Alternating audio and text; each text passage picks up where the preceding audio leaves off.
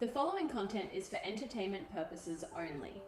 All claims are based on publicly available reporting and editorial opinion. AI-assisted narration is used in this video. She faced cancer. She survived scrutiny that would have broken most people. And through every single moment of it, there was one woman beside her that the world almost never talks about.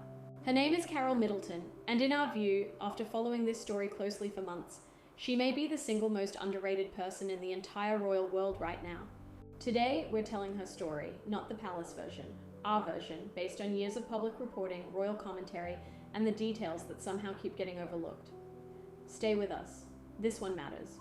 Before we get into the present, let's go back to the beginning, because understanding Carole means understanding Catherine, and we think this context is something most channels skip entirely.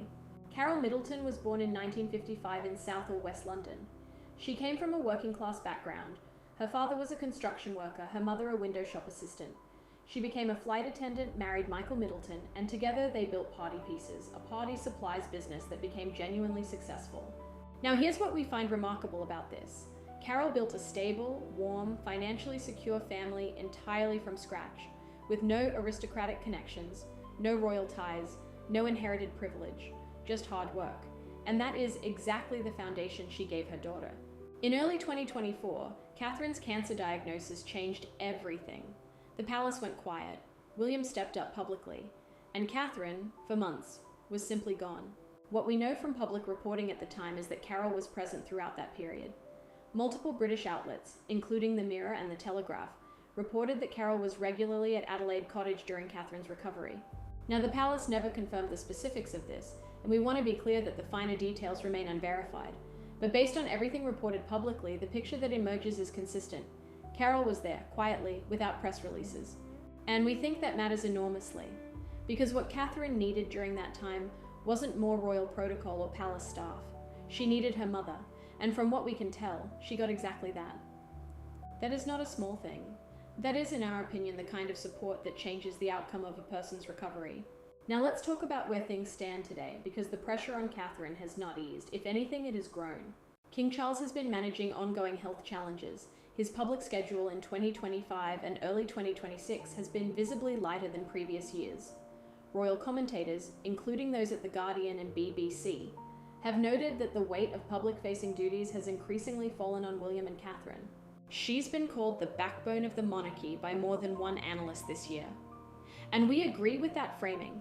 But we also think it's worth asking, what does that kind of pressure actually cost a person? Especially one still in recovery? William is carrying his own weight.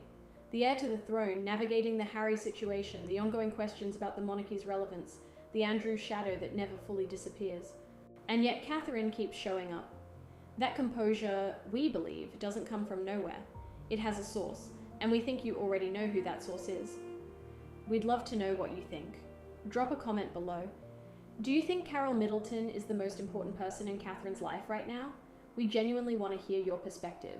Here's the part of this story that we think deserves much more attention. Catherine has spoken, carefully as royals always do, about wanting her children to have as normal a childhood as possible. That value didn't come from palace etiquette classes, it came from Carole. Royal author Robert Lacey, in his research, made an observation we find compelling. The Middleton family model is fundamentally different from the Windsor model. Where the Windsors maintained emotional distance as a matter of tradition, the Middletons were present, warm, and involved. Now, we're not saying one model is right and one is wrong, but we are saying this. The qualities people admire most in Catherine, her warmth, her groundedness, her ability to connect with people from all walks of life, those qualities were cultivated in a terraced house in Berkshire, not in a palace. And William, who by his own admission grew up without the kind of consistent maternal presence Catherine had, has, by all accounts, embraced this model completely.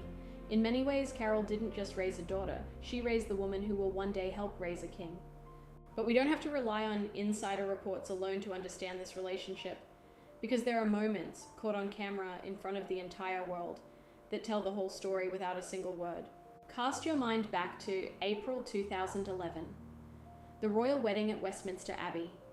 Billions of people watching, and there, in the front pew, Carole Middleton, calm, composed, proud, not trying to take any attention, just there for her daughter. Royal commentators noted at the time that Catherine walked into that abbey looking remarkably composed for someone about to marry into the most scrutinized family on earth, and we think that composure had a name. It was sitting in the front row. Then there were the births. When Prince George arrived in 2013, Carole was among the first people to visit Catherine at the hospital. The same with Charlotte in 2015, and Louis in 2018. Not as a royal dignitary, not as a public figure, simply as a grandmother, as a mother, the way any normal family would do it. And those moments matter, because they show us something that palace press releases never could. They show us that this relationship is real, that it has survived the pressure of royal life, the media attention, the protocol, and everything else the monarchy throws at a family brave enough to marry into it. We've been following this story for a while now, and the more we look at it, the more convinced we are that the moments that defined Princess Catherine's strength didn't happen inside the palace. They happened in a family kitchen in Berkshire, long before any of us were paying attention. What do you think? Was there a specific moment you noticed just how close Catherine and Carole really are? Tell us in the comments, and we genuinely read every single one. So what does all of this mean? Looking ahead? Carole Middleton has given no interviews about any of this. No memoir, no documentary, no carefully crafted statement. She simply continues to appear at school events, at family occasions, in the background of stories that are always really about someone else. And as the monarchy faces what many analysts describe as one of its most uncertain periods in decades, Charles's health, Harry's legal situation, the broader question of whether the institution can remain relevant to younger generations, the quiet stability of the Wales household has become arguably its most important asset. Catherine is not just surviving royal life, she is, by any reasonable measure, thriving in it.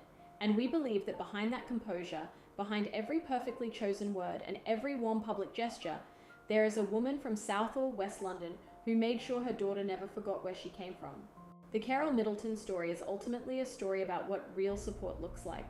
Not headlines, not press conferences, just showing up every single time without asking for anything in return. That kind of influence doesn't get documented. It doesn't get a chapter in the official biography, but it shapes everything. We'd love to hear your thoughts on this one. Who do you think has been the most important influence on Princess Catherine's life? Tell us in the comments. We read every single one.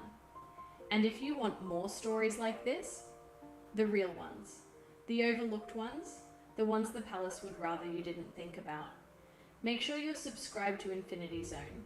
We'll see you in the next one.